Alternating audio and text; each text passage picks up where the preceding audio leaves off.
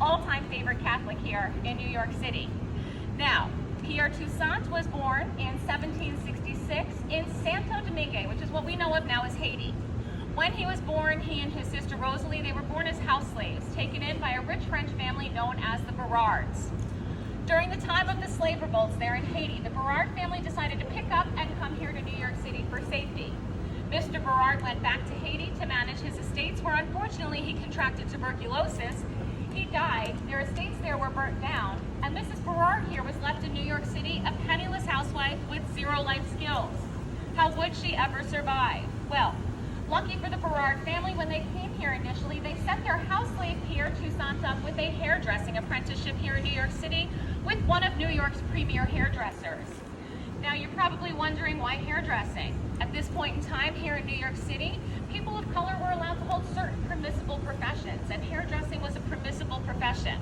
So Pierre thought to himself, if this is my destiny, I'm going to make it a good one, and he did. He winds up becoming hairdresser to the rich and famous ladies here in New York City society who spent over $1,000 a year on their hair in the 1800s. But who was rich and famous back then? Without TV and reality TV, the Kardashians and the housewives, well, back then, rich and famous, they were actually New York City politicians, and the ladies married to them.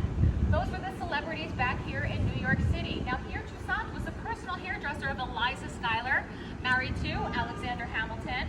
He was hairdresser to Eliza's very popular sister, Angelica, the Skimmerhorns, the Esters, and more. That's the company that Pierre kept here in New York. Now, while he had the ear of these ladies, married to influential Protestant men, he took the time to talk about the plight of Catholics, because who had the ability to change the way Catholics were viewed and treated? Their husbands. It is said that the conversations that he had with these ladies and the relationships that he formed actually changed the way Catholics were viewed and treated here in New York City. Now, Pierre made so much money as a hairdresser. Mrs. Berard stayed comfortable in that lifestyle she was accustomed to, but he made enough money to buy the freedom of his niece, his sister, and the young woman Juliet he had loved since he was a young man.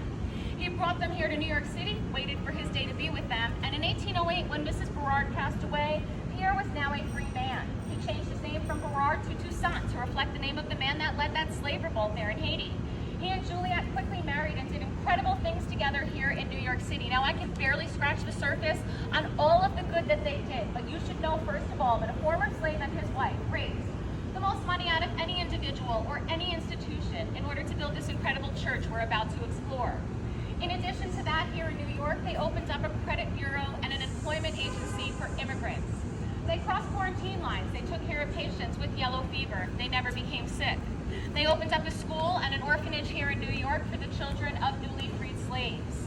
They adopted several children, raised them in their home, and sent them out as adults with jobs, skills, and trades created with their contacts here in New York City.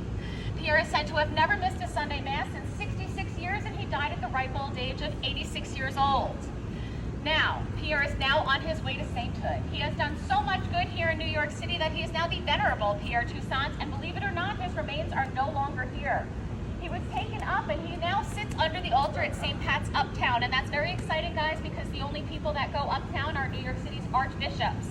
Pierre is the only person there of color, and the only person there not of the cloth. Why?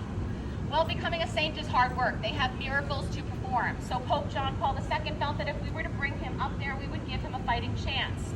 So folks, I like to say that if anyone here is in need of a miracle, if you were to choose Pierre as your man, you'll help him on his journey to becoming North America's first black saint, and I think that's an honor long overdue. All right, guys, after this, I hope no